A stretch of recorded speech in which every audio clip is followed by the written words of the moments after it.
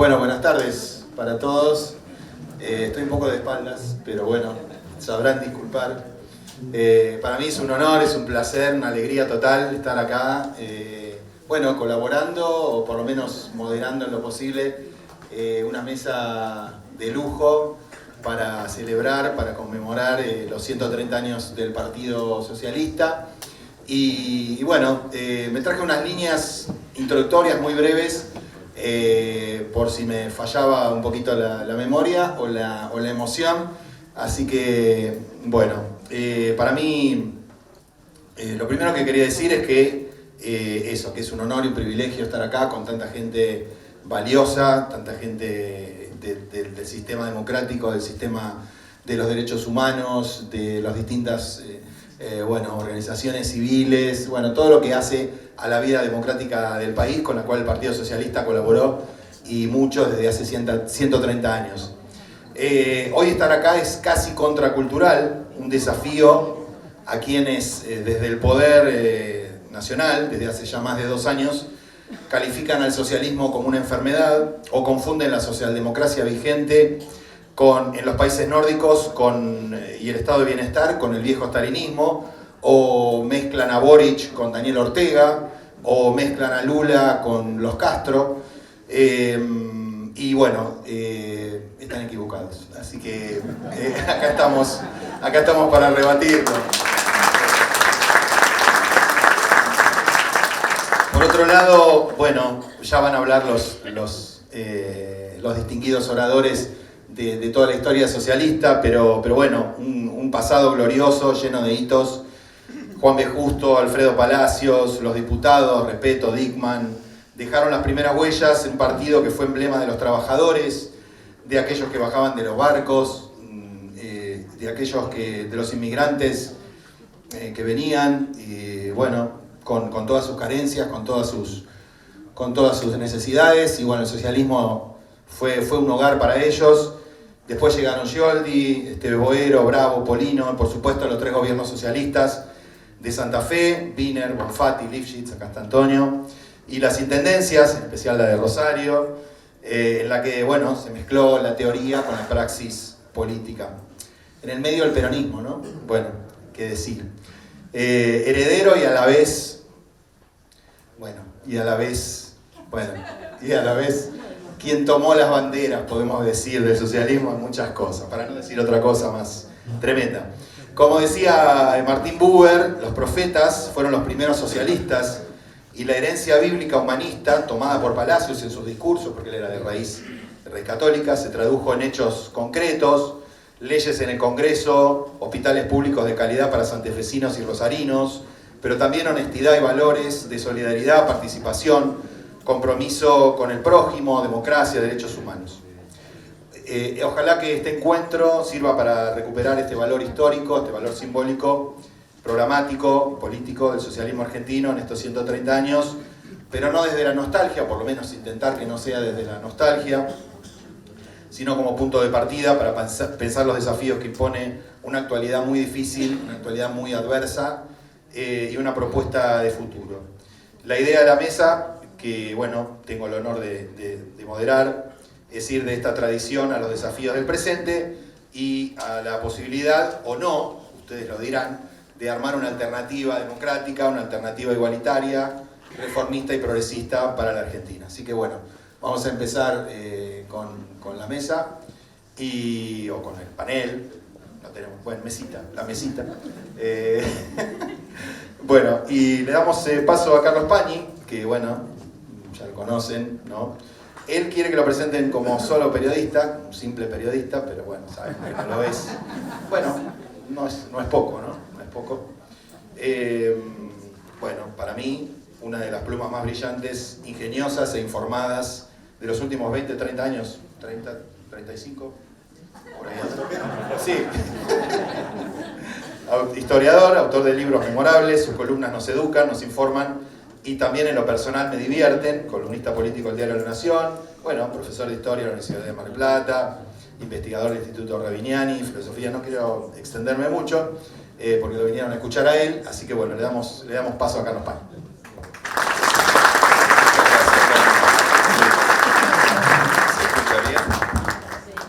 Muchas gracias por la presentación, muy generoso. Bueno, lo primero que quiero decir es gracias por la oportunidad de estar aquí en esta reunión, que es tan significativa. ¿Por qué? Porque Jaime empezó hablando de algo contracultural. Hoy parece ser contracultural que un sábado a la tarde, jugando Argentina a la noche, haya la reunión de algo tan raro y al mismo tiempo tan necesario como un partido político.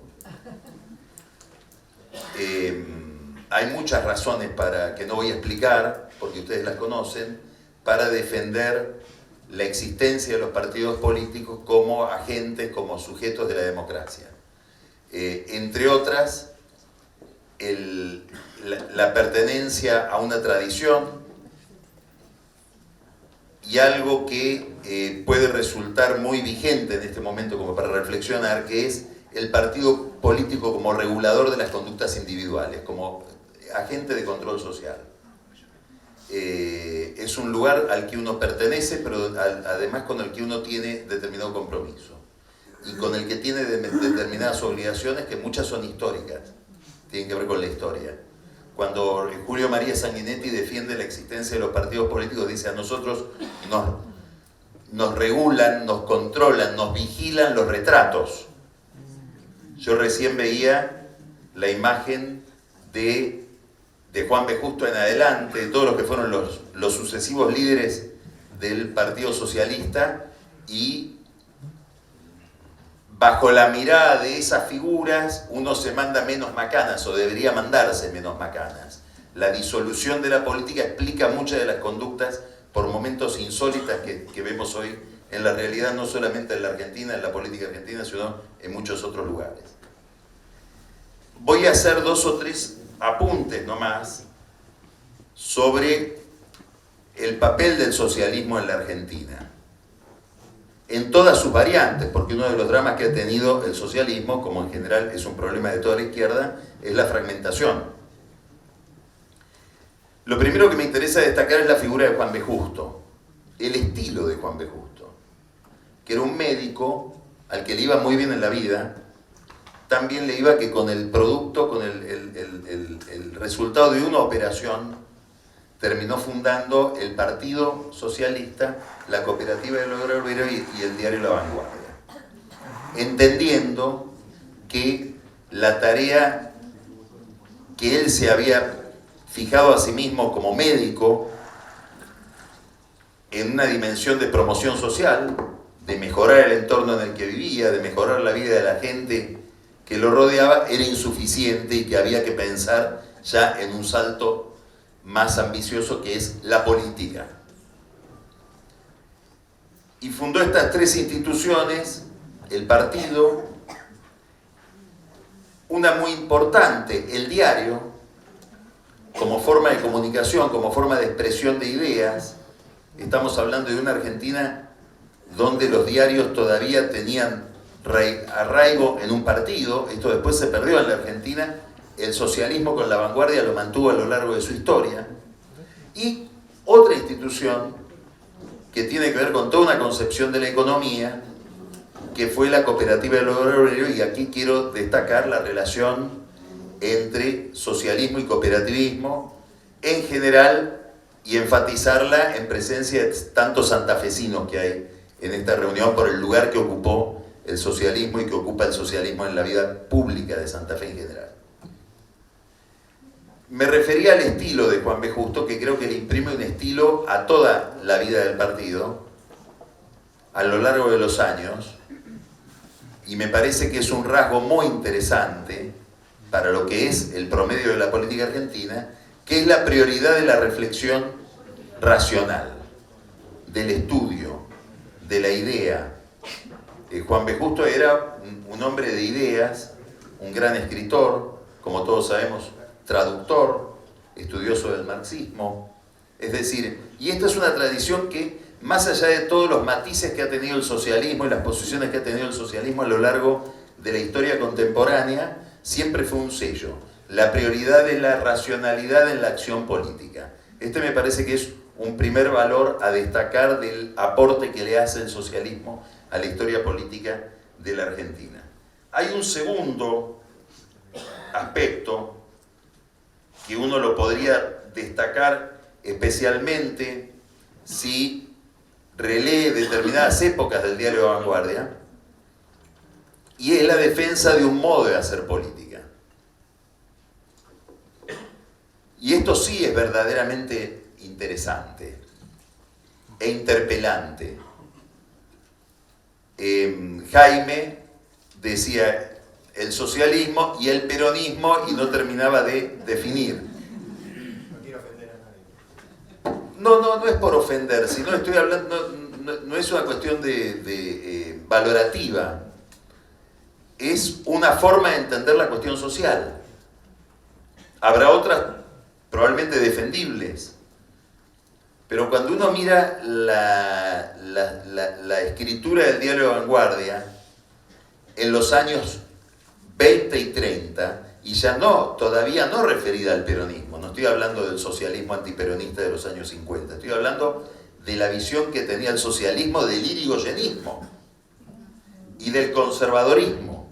Hay una defensa muy temprana, y a mi juicio muy interesante, de la emancipación, de la autonomía de aquel que es beneficiario de la acción social. Para ponerlo en otros términos, una crítica muy severa del clientelismo. Entonces, esto es en sí mismo un valor en absoluto, y es un valor relativo muy interesante para lo que es la historia de la acción social en la Argentina, la historia de la política en el mundo de los pobres, y la historia del clientelismo, como forma de sometimiento y de manipulación del Estado para obtener un rédito político, utilizando la necesidad como una forma de acceso al poder, la necesidad de los que viven una vida más ajustada. Esto después nos va a llevar a otra idea que me parece que es interesante de mirar en el pensamiento socialista y en la tradición socialista. Pero quiero destacar esto, un modo de hacer política un estilo que está relacionado con la prioridad de la razón, con la intención de darle a la política un curso racional, que no apela solo a cuestiones emocionales, que apela al contrario a la inteligencia, a la autonomía del individuo que viene de la inteligencia, una forma de ver la acción social que intenta separarse, no incurrir en el populismo clientelista, y un tercer rasgo de lo que ha sido la historia del socialismo, cuya importancia no debo subrayar porque se entiende solo, que es la decencia. Es decir, una relación, una concepción ética de lo que es la actividad pública, la actividad de la política. El socialismo tuvo muchos momentos a lo largo de la historia, no me voy a referir a ninguno en particular salvo a uno, que es el papel del socialismo en la transición democrática. ¿Por qué? Porque el socialismo, las ideas socialistas, la práctica socialista fue tan interpelante que logró atraer hacia ese campo al radicalismo. Es decir, hay un fenómeno de atracción, después se va a verificar, veíamos fotos de Alfonsín, por ejemplo, con Esteban Boero, etcétera, relaciones concretas, históricas, interpersonales, pero me estoy refiriendo a otra cuestión, que es cuando uno piensa en la importancia, en la influencia, en el peso que ha tenido el socialismo en la historia argentina, yo creo que hay que mirarlo con una amplitud mucho más grande que la del Partido Socialista, porque el alfonsinismo es una modulación radical del socialismo, tanto que termina Alfonsín inscribiendo al radicalismo en la Internacional Socialista. Acá está el misterio de la creatividad política o de la falta de creatividad política o de las obstrucciones que tiene la política para alcanzar determinados proyectos, que uno se preguntaría, si lo mirara como un extranjero, por qué esta gente no está más coordinada o no ha convergido de manera más explícita o más concreta. Pero volvemos al problema, el eterno problema de la fragmentación. Este papel del socialismo en la historia argentina lo podemos tomar todavía, abriendo todavía más el diafragma. Fue crucial en la historia de la democracia argentina, en el surgimiento de la democracia argentina, en la transición democrática, el papel del socialismo español. El papel, yo diría, casi pedagógico que ejerció Felipe González sobre el gobierno de Alfonsín. Para advertir eso basta ir a internet y buscar el archivo de Felipe González en lo que tiene de correspondencia con Raúl Alfonsín y se van a encontrar con cosas interesantísimas. A su vez había una especie de patrocinio del socialismo alemán sobre el socialismo español.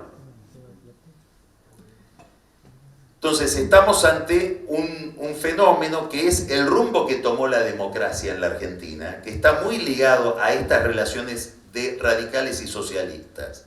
Porque la preocupación era que hubiera una radicalización autoritaria después de la dictadura, como había una preocupación en España de que hubiera una radicalización autoritaria después de la muerte de Franco. Quiere decir que hay una operación concreta para orientar o para encauzar el rumbo de la democracia recién nacida argentina, que es una democracia que nace no bajo el signo del peronismo, sino bajo el signo por primera vez de otro partido, dentro del cauce de la socialdemocracia. Esa es la idea. Y esto me parece que es un sello que lleva el comienzo de la democracia del 83 muy importante para entender aquel periodo. Y que tiene que ver después con relaciones personales. Mencioné recién a Esteves Buero, lo veíamos a Alfredo Bravo. Quiero mencionar a alguien con el que tuve el enorme placer de ser muy amigo, que era Simón Lázara, personaje no solamente interesantísimo, sino encantador y por momentos insólito, clave al lado de Alfonsín, y toda esa confluencia de preocupaciones, de ideas, de proyectos que se dan en aquel momento, y que después tienen otra variante, que es la otra que quiero mencionar. Y ya no tiene que ver con el periodo de transición, sino más adelante el gobierno de Alfonsín, que es la búsqueda de Alfonsín del socialismo desde el punto de vista de un horizonte teórico. Y el acercamiento a grupos que venían del marxismo. Estoy hablando de Portantiero, hablo de Emilio de Ípola, de Pancho Aricó, de Juan Carlos Torre, es decir, todos aquellos que tuvieron que ver con un producto que históricamente es muy importante, que es el famoso discurso de Parque Norte. Y ahí se da un fenómeno muy interesante, porque Alfonsín va en busca de la izquierda y estos venían hacia el liberalismo. Estaban revisando sus propias ideas, ya habían revisado la idea de ser comunistas, con pasado y presente, etc. E iban acercándose a posiciones más liberales. Y en el camino se lo encuentran a Alfonsín. Y realizan un enorme trabajo de reflexión política que después decanta en una institución que es el Club de Cultura Socialista, la revista Ciudad Futura, etc., que tiene que ver con un tema nuclear, que es el cuestionamiento, y me parece no solo nuclear, muy importante en la actualidad, el cuestionamiento del concepto de autonomía, perdón, de hegemonía, que es una discusión que está radicada, como casi todas las discusiones políticas, arranca en Italia, y es la discusión del socialismo de Craxi contra el comunismo italiano respecto del concepto de hegemonía, como un concepto que a ellos les llega, y al grupo argentino también desde Gramsci, pero que quieren cuestionar ¿en nombre de qué? Y esto que voy a decir pretende tener un asterisco que haga referencia al panel que viene. En nombre del pluralismo. La idea de hegemonía es una idea que es contradictoria con el pluralismo. Es la idea de acumular poder para imponer un determinado modelo y una determinada lectura. Y hoy estamos frente a distintas experiencias que tienen aspiraciones hegemónicas. Y tenemos una enorme dificultad para cultivar el pluralismo. Entonces me parece que esto es otro de los conceptos de toda esa revisión del pensamiento de la izquierda que hubo en los años 80 y 90 alrededor de esta figura. Me parece muy interesante de ser releído hoy en el país a la luz de la experiencia actual y a la luz de impulsos autoritarios que vemos siempre en el poder en la Argentina. Y lo último que quiero decir respecto de la influencia del socialismo es el proyecto de Juan B. Justo. Esto es lo que entusiasma a esos marxistas como Portantiero, que quedan fascinados leyendo a Juan B. Justo. Lo leen de grandes, lo descubren ellos ya de viejos. ¿Y qué descubren? Que en Juan B. Justo hay, probablemente, y en ese pensamiento socialista, la versión más afinada, más inteligente de el gran misterio de la política, que es en qué dosis combinar la igualdad y la libertad, y en qué dosis combinar el Estado con el mercado. El socialismo de Juan B. Justo, que es ese que fascina a estos marxistas que iban hacia el centro, es un socialismo no estatista, es un socialismo cuyo sujeto es la sociedad, y en materia económica es el mercado. Estas son ideas que hoy tienen una vigencia extraordinaria y probablemente vayan a ser el centro de la agenda de la elección presidencial del año que viene. La discusión va a ser alrededor de estas ideas. Entonces me parece que esta tradición ha dicho mucho y tiene muchísimo para decir.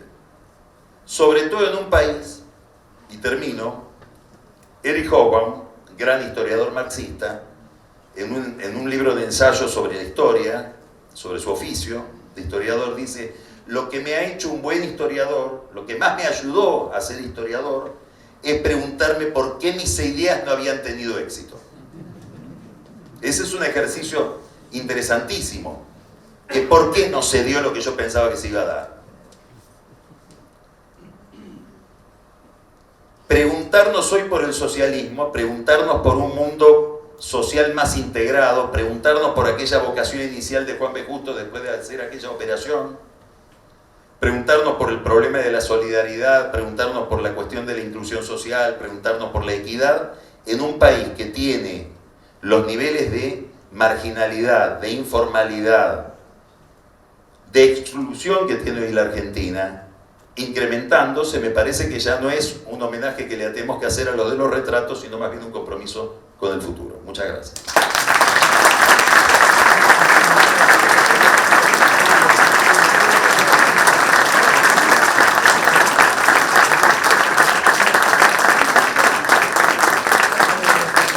Bueno, muy bien. Nos dejan, como siempre, más preguntas e interrogantes abiertos. Y bueno, lo vamos a presentar a Diana Mafía, quien conocí gracias a Elisa Carrió, algunos lujos que nos damos los que cubrimos periodismo político hace muchos años. En ese momento yo cubría, bueno, el ARI, el socialismo, todos los sectores que estaban en ese momento juntos. Después, de lejos, te seguí, Diana, seguí tu trayectoria, siempre, bueno, siempre consecuente, siempre con ideas interesantes. Así que bueno, le damos la palabra a Diana, que es doctora en Filosofía de la Universidad de Buenos Aires, creadora de la Cátedra de Filosofía Feminista de la Facultad de Filosofía y Letras, donde fue docente e investigadora por 44 años. Dirige el Observatorio de Género en la Justicia, en el Consejo de la Magistratura porteña, y también es presidenta de la Asociación Civil Tierra Violeta, que alberga la mayor biblioteca de mujeres de América Latina, la Biblioteca Feminaria, donde puso a disposición su propia biblioteca personal como parte de ese archivo, con 25.000 ejemplares y documentos. Diana, te escuchamos.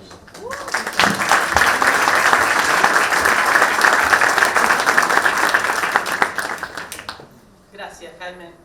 Y una alegría volver a verte en otros roles. Bueno, le quiero agradecer a Mónica porque cuando me escribió, me parece un privilegio estar acá celebrando estos 130 años, pero además veo acá muchos y muchas socialistas a los que conozco hace mucho tiempo, algunos en el partido y otros con ideas socialistas en otras agrupaciones, lo cual es prometedor, así que supongo que esos diálogos se van a ir produciendo.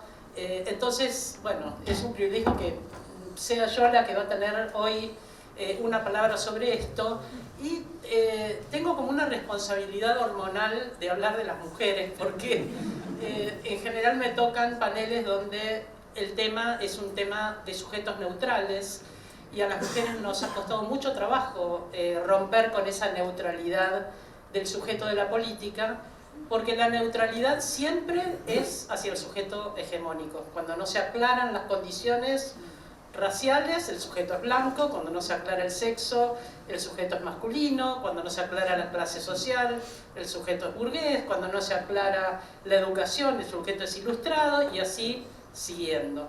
Así que pensar en las mujeres es también pensar en una pluralidad, y además pensar con alegría. ¿Cuántos años hace que venimos molestando con estos llamados de atención? Los 130 años del Partido Socialista son también los 130 años de un movimiento de mujeres muy poderoso, que en parte tiene que ver con la inclusión del feminismo en la política a través de la migración, sobre todo española e italiana, también rusa, ¿no? Porque había muchas socialistas que venían contra el zarismo, cosas que hoy nos parecen un poco anacrónicas, pero pensemos la revolución de 1905, la de 1917, ya había un socialismo organizado en Argentina, había mujeres socialistas organizadas. Una cosa que me pareció interesante es pensar el modo en que a Juan B. Justo se le ocurrió formar comunidad, crear comunidad, y se le ocurrió hacerlo a través del periodismo, a través del diario La Vanguardia. Se pudieron haber elegido muchas otras maneras de generar comunidad. Transmisión de ideas, había muchas organizaciones. De hecho, cuando se funda el partido había 19 grupos socialistas y 11 grupos gremiales para formar. Hoy hablábamos de la reunión esta mañana y de los diálogos, y sé que acá hay socialistas de todo el país, y en cada provincia las organizaciones y las alianzas son diferentes porque tienen que ver muchas veces con cuestiones coyunturales. Pero era una agrupación porque hay algo asociacionista muy fuerte. Esto que decía Carlos Pañi, ¿no? Eran de pensar en la sociedad, no pensar en sujetos, liderazgos individuales, sino pensar esa comunidad social con la cual dialogar. Se crea el diario La Vanguardia como parte de la palabra a partir de la cual se va a dialogar, porque no era un diario hegemónico, se va a dialogar.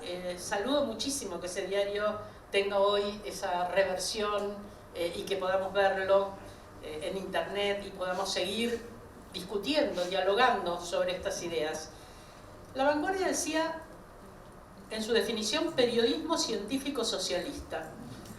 Es muy interesante. Bueno, una cosa que podríamos decir es: no amamos lo suficiente a los periodistas.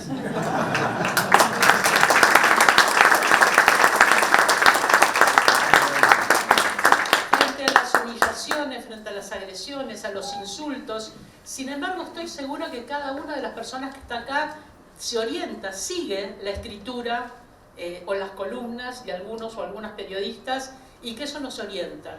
Y no sé si lo decimos explícitamente lo suficiente como para sostener esa vocación, esa voluntad resistente.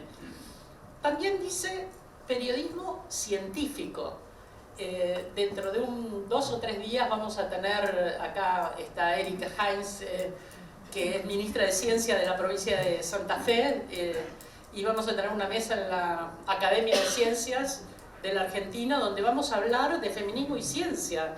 Vamos a hablar de cómo la ciencia, ese proyecto aparentemente regido por la neutralidad, la objetividad, la universalidad, la abstracción, la racionalidad, tiene sesgos muy potentes, y las mujeres hemos luchado para hacer una ciencia más humana, también una ciencia pensado como lo pensaba el socialismo, al servicio de una sociedad más humana, ¿no? Con reverberaciones dentro de la transferencia, dentro de la construcción de la vida social.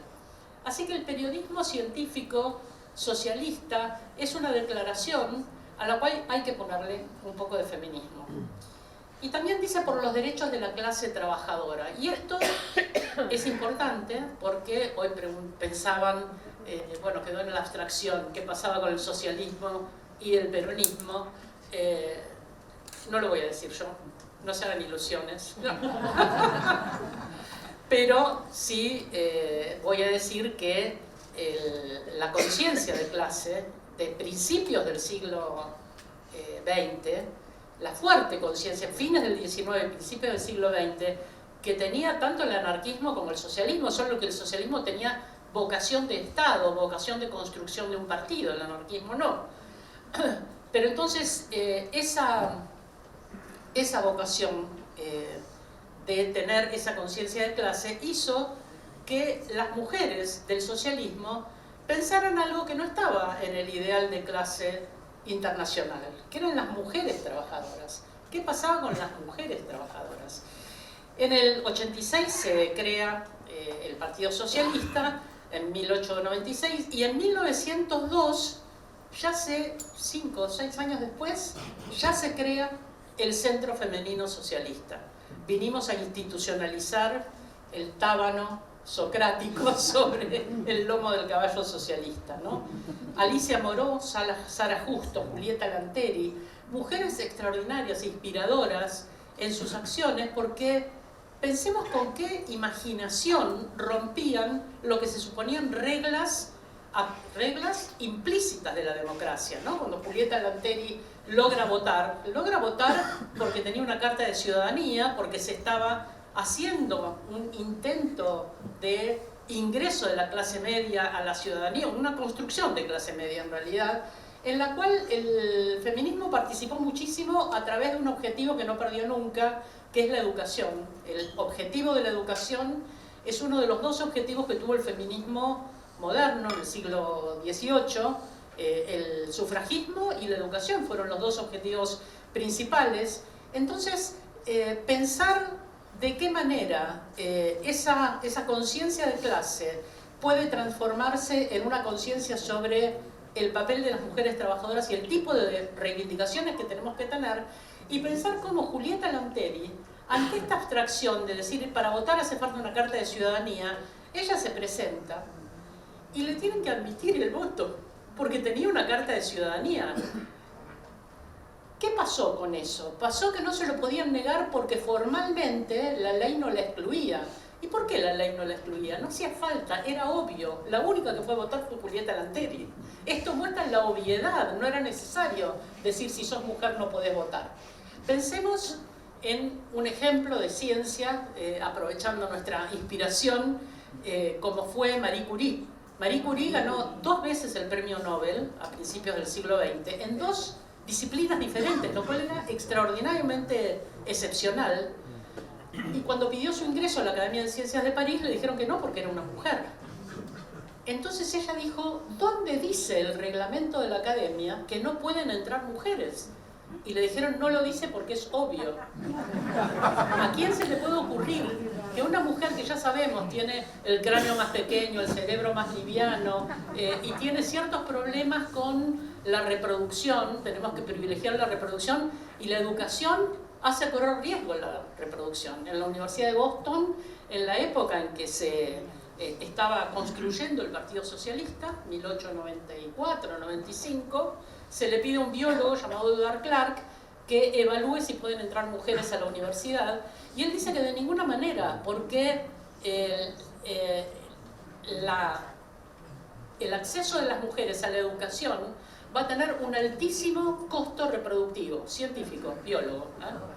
Para que nos digan que la ciencia es la verdad del universo.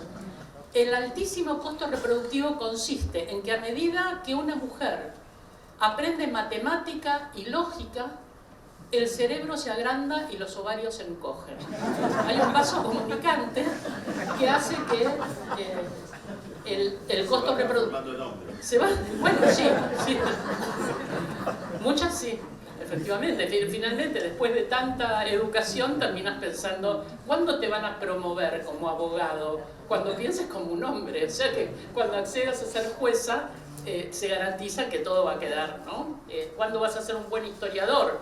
Cuando los protagonismos sean los que te exige la academia, y así todo, ¿no? Quiere decir que esta era la hegemonía de pensamiento, la obviedad. Por supuesto, la reacción fue inmediata, se dijo, acá no tenemos que permitir que esto ocurra de nuevo. Julieta Lanteri era feminista, eso se estaba difundiendo, vamos a armar un partido. De hecho armaron un partido de mujeres y 1000 varones las votaron. Quiere decir que los aliados no son solamente de pañuelo verde, ¿no? Teníamos aliados ya en el siglo XIX, principios del XX. Entonces se dijo tiene que tener una carta militar para poder votar. Y era una manera, porque las mujeres no ingresaban, no hacían su servicio militar, y entonces era una manera de implícitamente dejarlas fuera sin decir no porque son mujeres. Es toda una estrategia no decir no porque son mujeres, sino buscar eufemismos con los cuales quede claro que nosotras no podemos. Y ni siquiera nos animemos, ni se animen, como nos dijeron en un cartel sindical en una pared, ni se animen. El Centro Femenino Socialista eran mujeres ilustradas, porque el socialismo era un movimiento ilustrado. A pesar de esta conciencia de clase, eran las primeras maestras y las primeras universitarias las que formaron estas agrupaciones. Pero formaron estas agrupaciones poniendo el conocimiento al servicio de esa convicción social igualitaria. Y esto es un valor muy relevante. La educación estaba, como dije, dentro de las prioridades del socialismo. Alicia Moró es un ejemplo dentro de lo que fue la educación de los obreros. Recuerdo la Sociedad Luz, yo recorrí su biblioteca, tenía un centro de experimentación, de química, de física. Era una cosa extraordinaria ese lugar donde educaban a la clase obrera, no solamente en cuestiones de sindicalismo, que lo hacían por supuesto, sino que Alicia Moró, como médica, proponía luchar contra la explotación sexual de las mujeres. Esto ha sido un norte dentro del socialismo que otros partidos no han tenido y no tienen. Pensar que la prostitución es una explotación de las mujeres. El primer caso documentado de explotación sexual en la Argentina es de 1700 y algo, antes del siglo XIX. Llega un barco con unas reclusas inglesas, por algún motivo queda varado en el puerto de Buenos Aires, y entonces en lugar de llevarse a esas reclusas que tenían que ir a Australia a caer presas, por supuesto siempre fuera de los lugares elegantes, no hay que llevar a los presos a refugiarse en otros lugares, deciden dejarlas en las redes de explotación sexual del país. El país no existía todavía, no era 1810 todavía, pero ya había redes de explotación sexual y redes de prostitución capaces de organizar de qué manera esas mujeres iban a ser puestas al servicio sexual de los varones. Esto tiene que ver con, también con lo que Carol Bateman llama el contrato sexual, ¿no? Cómo el contrato social es un contrato de iguales, pero esos iguales no consideran a las mujeres como parte del diálogo. De hecho, no entrábamos en la ciudadanía en el siglo XVIII y tampoco entramos hasta muy tarde, hasta mediados del siglo XX, con el sufragio y a votar, pero necesitamos el cupo para poder ser candidatas razonablemente, un piso mínimo, y necesitamos la paridad que tampoco se cumple. La renuencia a que haya una igualdad sustancial es notable. Entonces, pensar que ese contrato social claramente estaba pensado para un tipo de sujeto que era un sujeto privilegiado, y que las mujeres no entrábamos en ese contrato. Y Carol Bateman, que tiene un libro hermoso que se llama El contrato sexual, dice, antes de establecer el contrato social, los varones, sujetos de contrato, establecieron un contrato sexual poniendo cuál va a ser el lugar de las mujeres en la sociedad. Y el lugar de las mujeres en la sociedad implicaba que cada varón iba a estar equipado con una mujer. Mujeres que habían luchado en la Revolución Francesa, mujeres que participaban de los movimientos sociales activamente, quedaron recluidas, un regreso a lo doméstico para tener hijos para la Revolución, cosa que no se han hecho muchas veces en China, en Cuba, en Rusia, en Nicaragua, en Uruguay, en Argentina. Hay que quedar, ahora la mujer nueva es la que tiene hijos para la Revolución, y el hombre nuevo hace la Revolución, ¿no? Que ahora nos digan que tenemos que parir más porque por culpa de las feministas se está bajando la cantidad de sujetos explotables, muestra un sesgo persistente en pensar cuál es el rol que nos corresponde. Cuando Carol Bateman dice, por un lado está este seguro de que cada varón va a tener una mujer que va a hacer todo el trabajo de cuidado, y también, dice Bateman, va a haber un pequeño conjunto de mujeres que son propiedad colectiva de todos los varones. Es decir, los varones tienen la propiedad sobre su mujer para la legitimidad de la progenie, porque con el capitalismo empieza el problema de la herencia. Los varones tienen esa mujer que le legitima a los hijos y también tienen la propiedad sobre los cuerpos de mujeres que son propiedad colectiva de todos los varones. ¿A cambio de qué? A cambio de un dinero que manejan los varones todavía ahora en la propiedad de los medios de producción. Estoy hablando del 2026, incluyendo la tierra, está en un 98% en manos de varones y solo un 2% en manos de mujeres. Quiere decir que quien tiene dinero para comprar cuerpos y quien pone los cuerpos está claramente sesgado. Bueno, ese era el lugar de las mujeres y ya existía en Argentina antes de que se animaran estas mujeres a romper esos destinos. Cuando en 1903, este centro femenino socialista, además de trabajar los derechos laborales y los derechos civiles y políticos, que siguen siendo un objetivo persistente del socialismo y que separan al socialismo del liberalismo, porque el liberalismo tiene una construcción social en base a individuos que van a hacer alianzas mediante un pacto para construir sociedad y construir ciudadanía, y cuya prioridad son los derechos civiles y políticos, mientras que el socialismo va a tener como inicio una comunidad. Los sujetos ya nacemos enraizados en una lengua, en un momento histórico, en un conjunto de relaciones sociales, y nos vamos individualizando y generando subjetividades dentro de estas determinaciones sociales que son previas.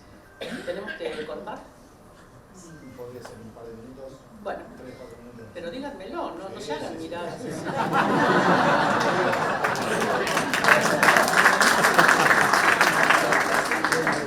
Enseñé lógica y tengo hijos, tengo como privilegios así. Bueno, seguí. Bueno,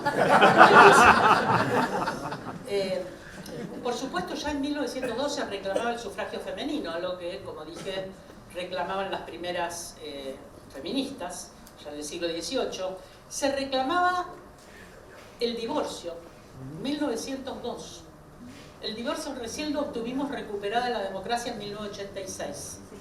La renuencia a que las mujeres quedaran libres de vínculos que no eran deseables para ellas es muy fuerte, porque era una propiedad del varón, y todavía ahora las mujeres que se quieren separar de los varones que son sus propietarios patrimoniales sufren consecuencias de violencia muy graves.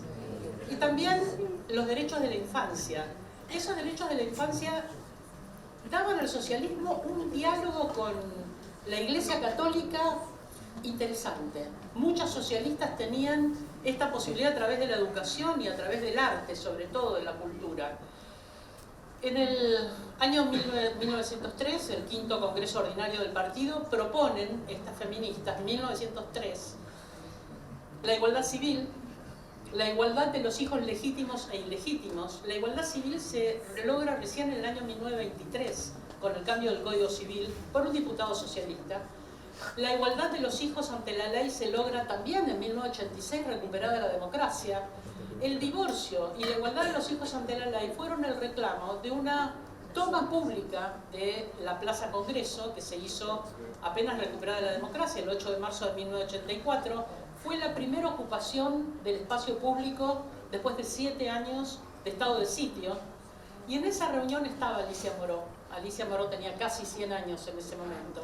Y se paró frente al Congreso a reclamar estas leyes que venía reclamando desde 1902. Es decir, se para ante la democracia, ante los representantes, que eran casi todos varones, a decir: todavía necesitamos la igualdad civil, todavía necesitamos el divorcio, todavía necesitamos la igualdad de los hijos ante la ley. Las mujeres socialistas fueron además unas fervientes organizadoras del Congreso del Centenario. Los invito a la Biblioteca Feminaria a leer las actas del Congreso del Centenario de 1910 y ver de qué manera se proponían cambios sociales absolutamente radicalizados. Y también son las mujeres del Centro Femenino Socialista las que invitan a Enrique del Valle y Barlucea a incorporarse al partido.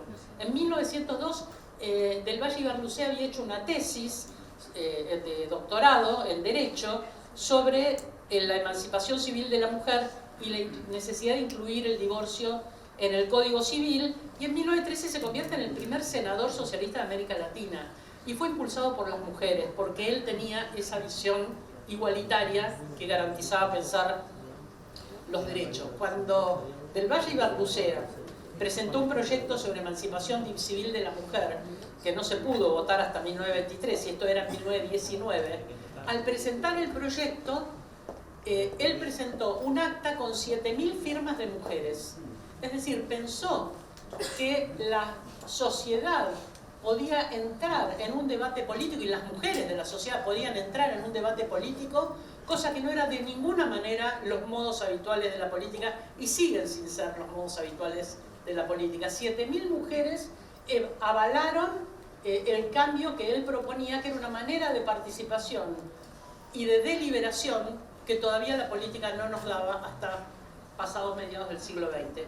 Solo voy a terminar, bueno, habría muchísimas cosas que decir, pero no las voy a decir hoy, pero sí decir que hace poco me invitaron a una reunión en Plaza de Mayo donde se iba a hablar de los derechos de las personas de una manera neutral. Ya sabemos que cuando se habla de los derechos de las personas de manera neutral nos resulta difícil incluirnos. Pero allí en la convocatoria era a pensar, era un sacerdote jesuita el que convocaba y decía, pensemos la sociedad como una sinfonía. ¿Y cómo construir esa sinfonía? ¿Cómo generar nuevamente un lazo social como los instrumentos de una orquesta? Por supuesto, yo dije que no estaba de acuerdo con la idea de una sinfonía. La idea de una sinfonía es una partitura ya escrita. La idea de la sinfonía es un director que va a corregir a los músicos diciéndole quién desafina y quién está ejecutando bien su instrumento. ¿Quién sabe si cada cual puede elegir su instrumento? Como ya decía Platón en la República, ¿no? Estamos destinados a roles de acuerdo con nuestra naturaleza. Y me gustaba mucho más una idea que en realidad es de la lingüística, que es la idea de polifonía. La idea de que cada vez que usamos un concepto, ese concepto reverbera en la mente, en la cultura, en la biografía de las otras personas, en una conjunción de sentidos que hacen que nunca sea literal la comunicación, nunca sea literal. Entonces vuelvo a esta invitación de Carlos al final de pensar cómo construir para la sociedad, pero pensándonos no tanto de una manera directiva, sino de esa manera empática, receptiva, organizada alrededor del cuidado como derecho humano y no solamente como condición política, y pensarnos entonces como esa polifonía en la cual lo que surja no va a ser algo dictado hegemónicamente por una partitura ni por un director que, dicho sea de paso, suelen ser bastante despóticos.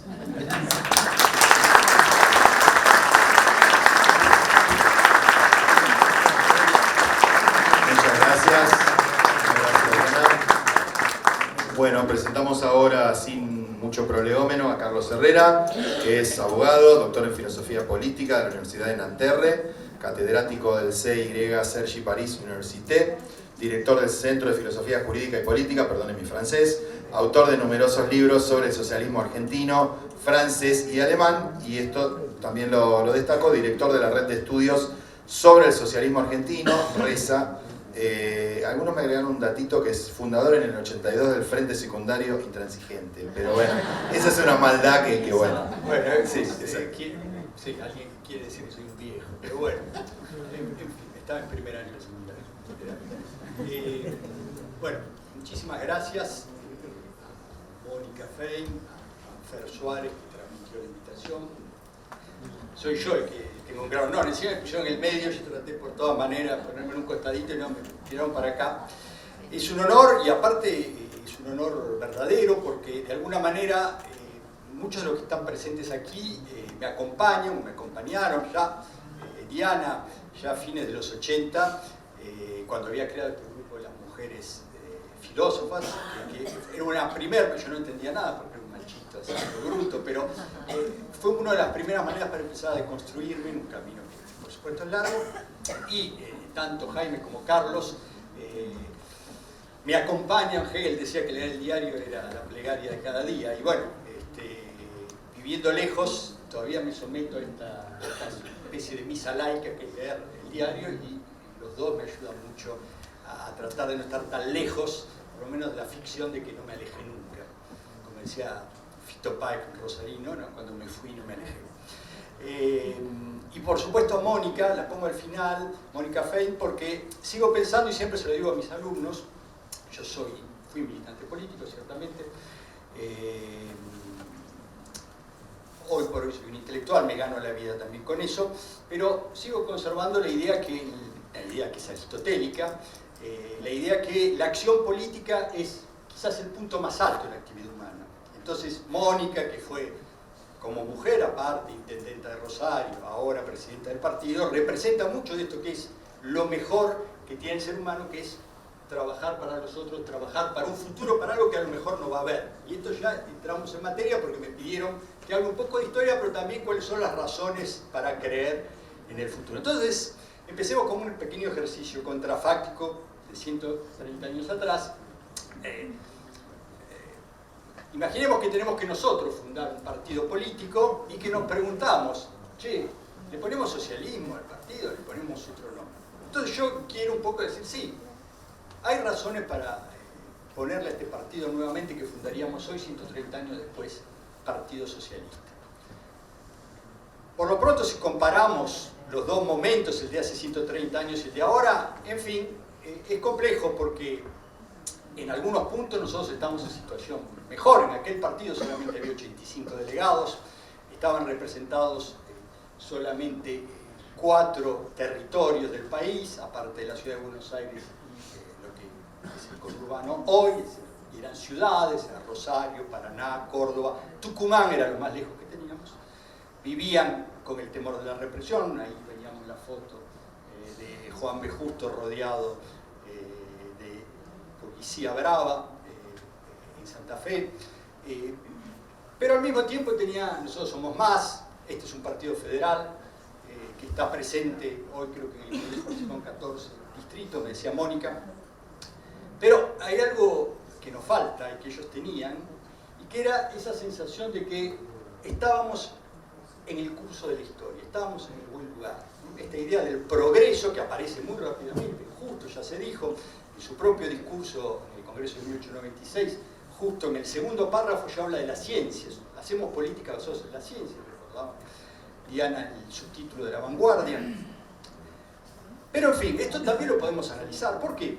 Porque si nos ponemos a estudiar esta historia del socialismo, ya no solamente en clave argentina, sino internacional o mundial, vemos que a veces también esta creencia en el progreso, en ese progreso indefinido, nos jugó también malas pasadas. ¿No? Había un gran filósofo alemán, que muchos conocen acá, que se llamaba Walter Benjamin, que va a acusar en un texto muy poderoso, porque lo termina de escribir unos días antes de suicidarse, en 1940, ante la barbarie y lo que se venía, y él va a decir, nada le hizo peor a la socialdemocracia alemana que pensar que estaba nadando en el sentido de la corriente. ¿Por qué?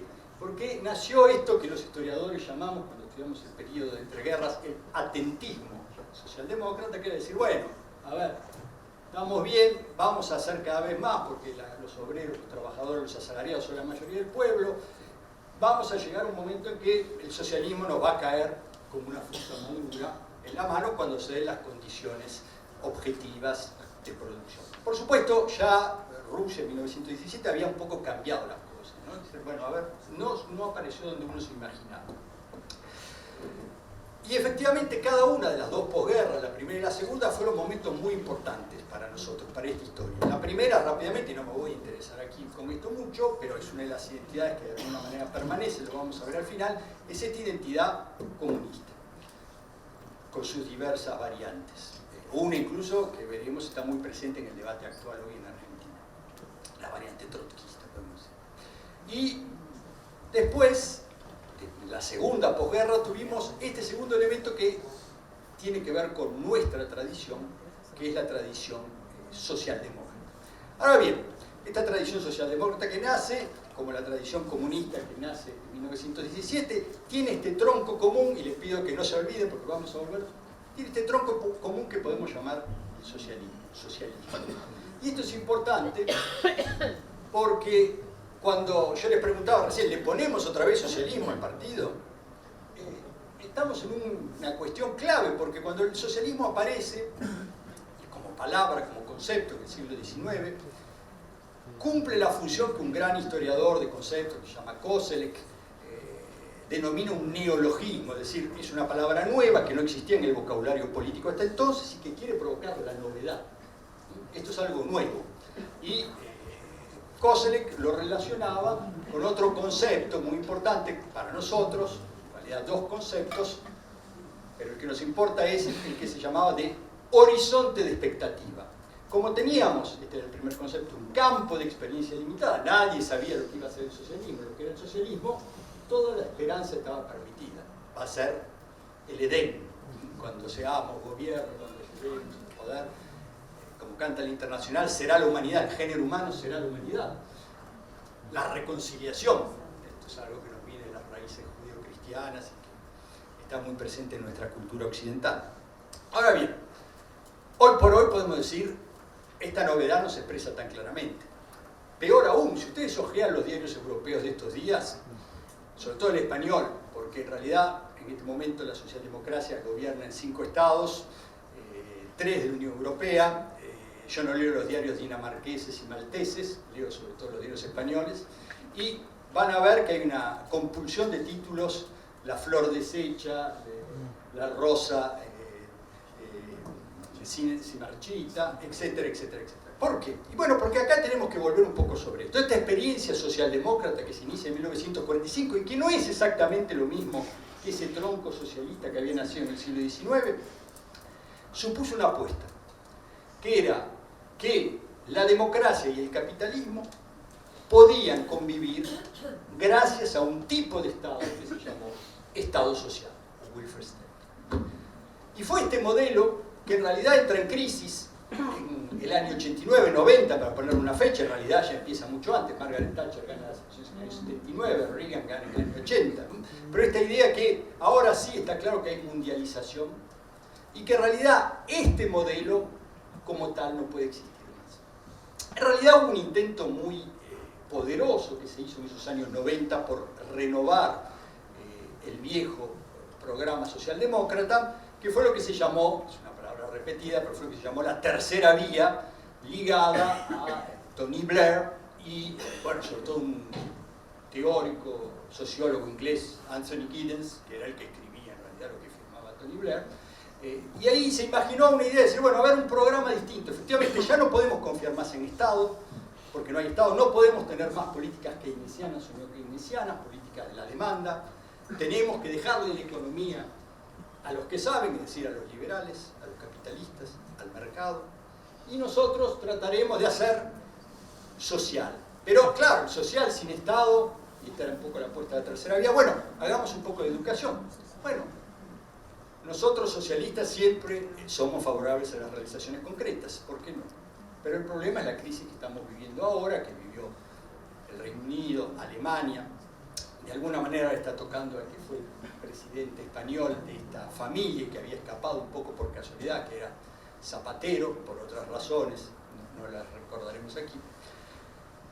Pero indudablemente esto ha generado un problema de desafección de las clases populares en Europa y también en América Latina y en Argentina hacia ese tipo de políticas que se empezaron a considerar, bueno, son elitistas, son para aquellos que están dentro del Estado, pero el problema son los que estamos afuera, los que son funcionarios públicos, esto que construyó mucho del éxito electoral de Javier Milei hace unos años tras la pandemia, tras el cimbronazo que fue la pandemia. Y entonces hoy estamos en una realidad que es un poco diferente. Acabamos de ver una última expresión en el Reino Unido, una vez más en nuestra familia, el cambio de gobierno. Hace 2 años que Starmer había ganado con mayoría absoluta, hoy tiene que dejar el lugar a una corriente que se cree que es un poco más de izquierda, de Markham. Es un problema que nos tenemos que plantear. Y nos tenemos que plantearlos aquí también, porque venimos, tal como el Partido Socialista está configurado hoy, tal como fue esta tradición tan importante como se refunda a partir de la gestión pública en Rosario, en la provincia de Santa Fe, que fue modelando nuevamente la identidad, ya venía un poco de Guillermo Boero. Quizás tenemos que violentarnos un poco y preguntarnos si este estilo, que fue el de la moderación, el de la mesura, sigue estando en fase con la sociedad. ¿Por qué?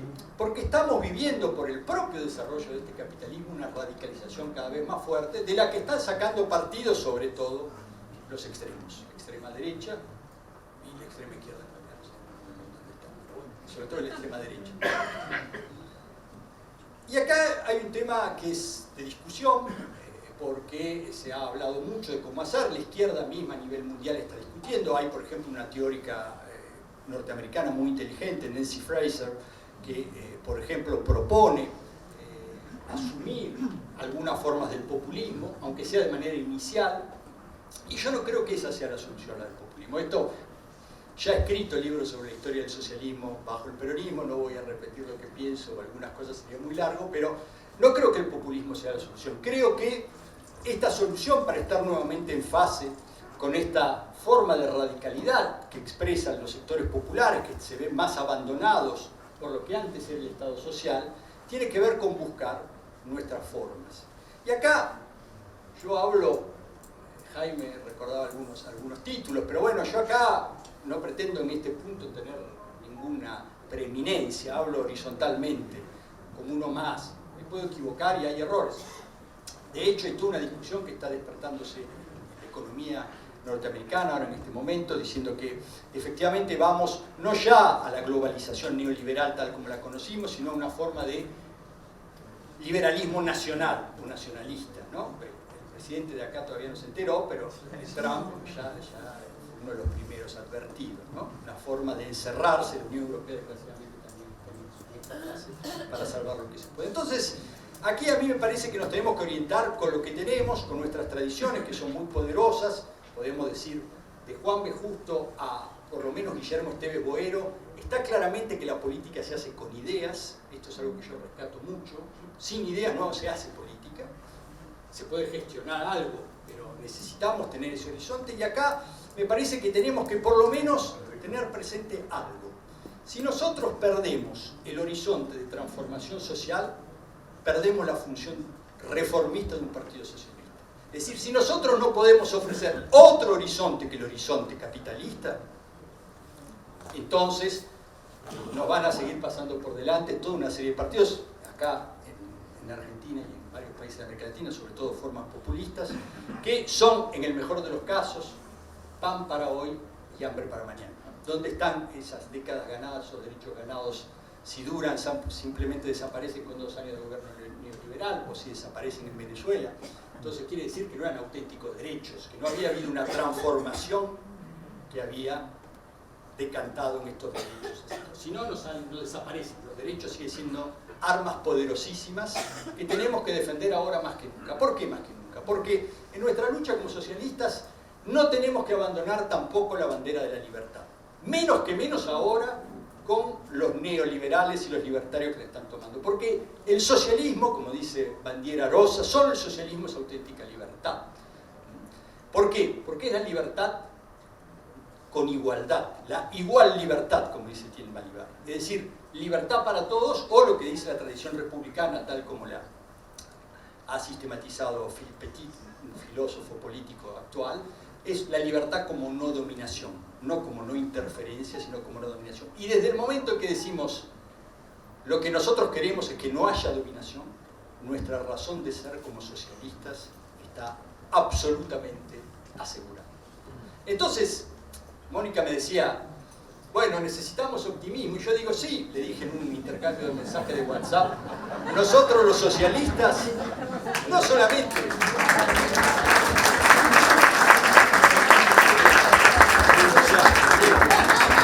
Llame ya.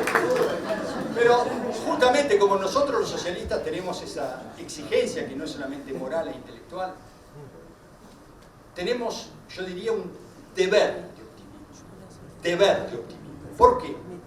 Y subrayo deber. ¿Por qué?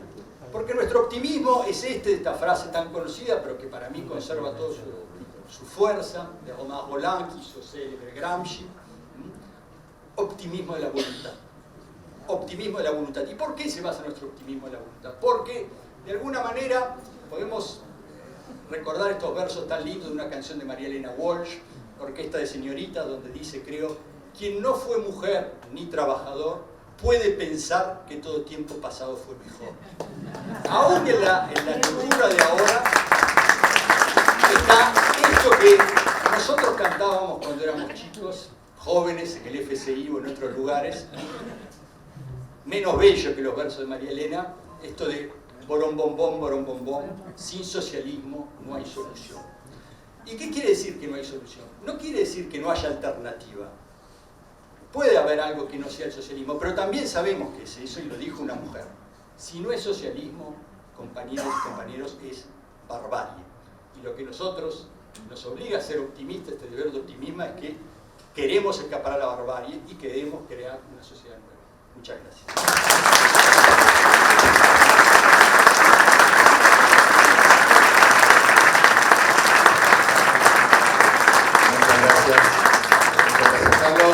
Y bueno, ya cerrando este panel, porque bueno, nos esperan destacados dirigentes que van a protagonizar la que viene, dirigentes políticos. Estamos con Mónica Fein, que va a cerrar, obviamente presidenta del Partido Socialista, ex diputada nacional, ex intendenta de Rosario 2011-2019, la primera mujer intendenta socialista, y agrego, fue secretaria de Salud de Hermes Wiener y de Miguel Lifshitz, y defensora y luchadora de las causas justas. Así que le damos la palabra.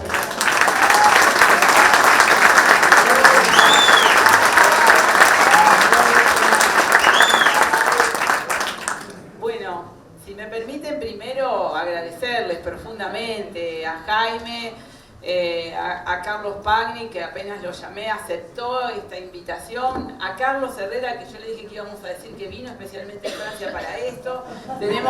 La verdad tuvimos la oportunidad de que esté aquí, aprovecharlo, y por supuesto a Diana, que siempre es compañera de nuestras luchas y de nuestros debates.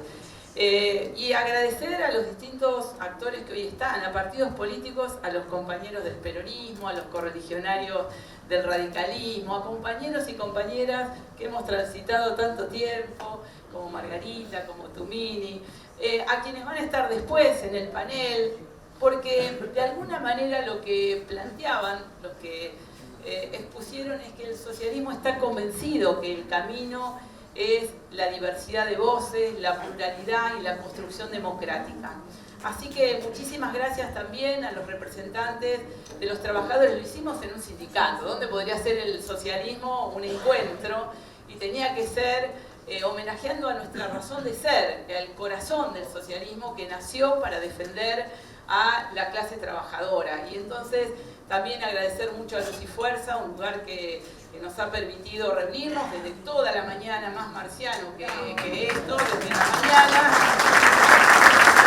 para los 14 provincias, 14 federaciones que estuvieron presentes, a quienes quiero agradecer todo el debate que tuvimos el día de hoy, y también a las organizaciones gremiales que nos acompañan, cooperativas, bueno, la historia misma de nuestro socialismo. Yo voy a hacer 2 o 3 consideraciones porque creo que este panel ha sido realmente muy rico para todos y todas nosotros, y nosotros venimos discutiendo desde la mañana, así que intentar sintetizar en primer lugar que no venimos acá solo a festejar 130 años de historia, sino a asumir un compromiso de presente y futuro. Estamos aquí, hay muchos y muchas jóvenes también, asumiendo la responsabilidad de un presente complejo, difícil, pero que el socialismo quiere construir una alternativa y ser parte. Así que venimos a festejar nuestra historia, pero a construir nuestro futuro. Y decir que el socialismo nació para discutir al poder en ese momento, la cuestión social. Nosotros nacimos, el socialismo nació para discutir la cuestión social. Y toda nuestra lucha, cuando uno ve la historia de los legisladores, de las legisladoras, más acá, como diría Diana, pero de las primeras mujeres que intentaron, sufragistas, fue la lucha para la discusión de la cuestión social, de la discusión de que sin una sociedad que atendiera al más vulnerable, al trabajador, a la trabajadora, a las mujeres que cuidaban y que siguen cuidando sin tener el reconocimiento de esa tarea, no había posibilidad de una sociedad democrática. Como que la justicia social y la democracia están profundamente unidas. Justicia social con democracia y democracia con justicia social. Y eso el socialismo lo lleva en el corazón desde su nacimiento, lo fue desarrollando en toda su historia y obviamente que nació con las organizaciones obreras, las bibliotecas populares, como aquí se decía, defendiendo la capacidad de cada trabajador y trabajadora de saber leer y escribir en ese momento para tener autonomía. Me encantó, Carlos, tu mirada del proceso de la autonomía de las personas en construir en comunidad también y no en soledad su futuro. Quería también reflexionar sobre la necesidad de que este proceso, que bien decía Diana, de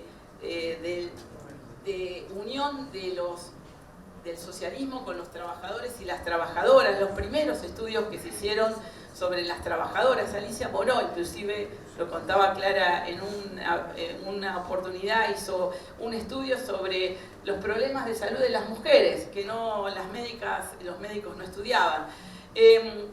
Y que ese proceso del corazón del socialismo, de los trabajadores, las trabajadoras y las mujeres, lo llevamos y lo seguimos llevando durante toda nuestra historia. Fuimos los promotores de la jornada laboral recortada, que hoy volveríamos a discutir cuántas horas tienen que ser, porque nos quedó, más allá que tenemos un proyecto ahí de jornada de 6 horas, hoy es todo un debate, lo que es la jornada de los trabajadores y trabajadoras, el descanso semanal, toda nuestra historia de legislación que llevamos adelante cuando nadie lo discutía.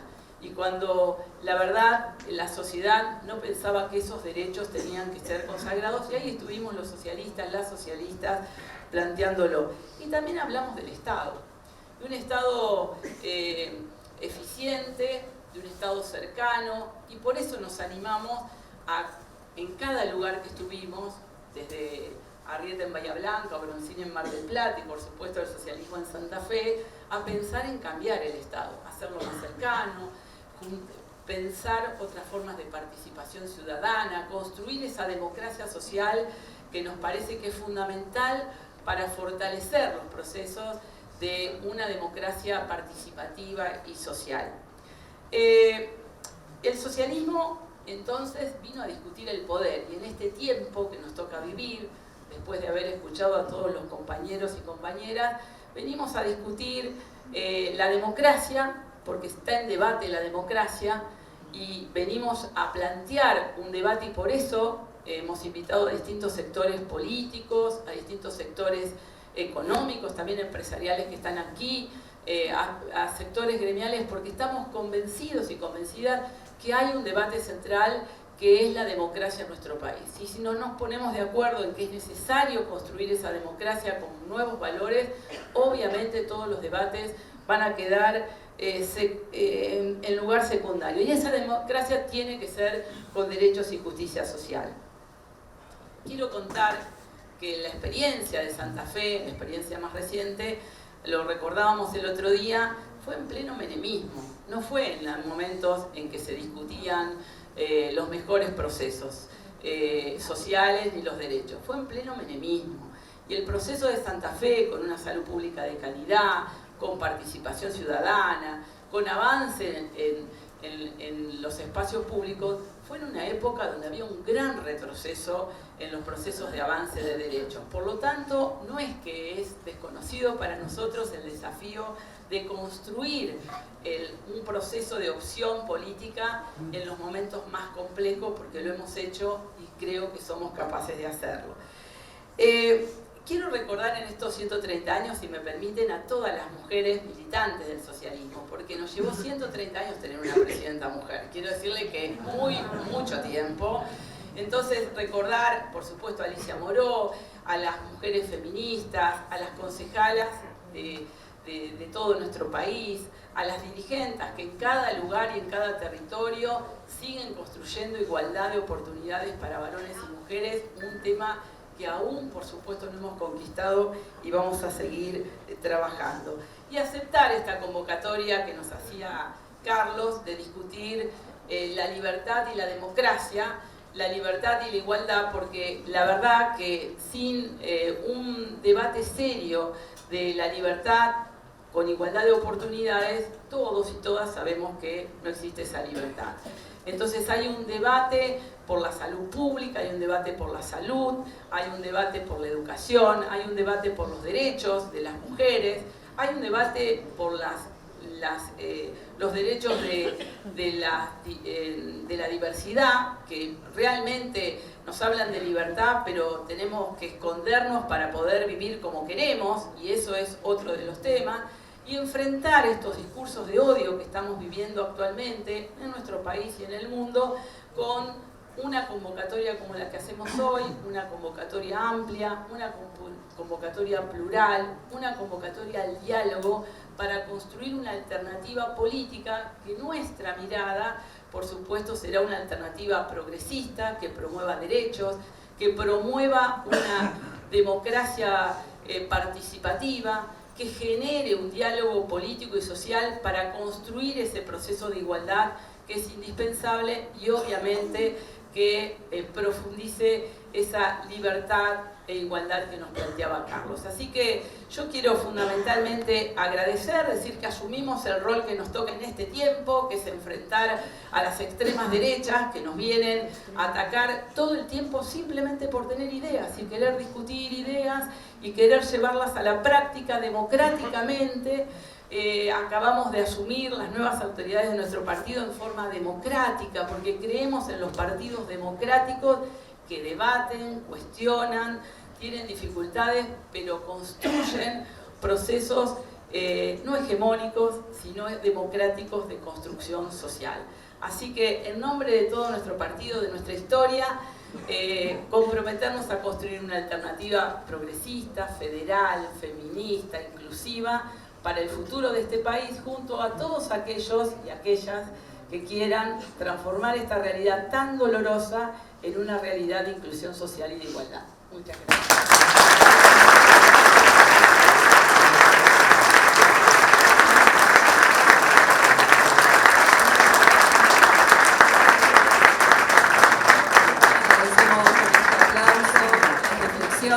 Los aportes de valor que han realizado todos los panelistas. Los invitamos a sacarse una foto.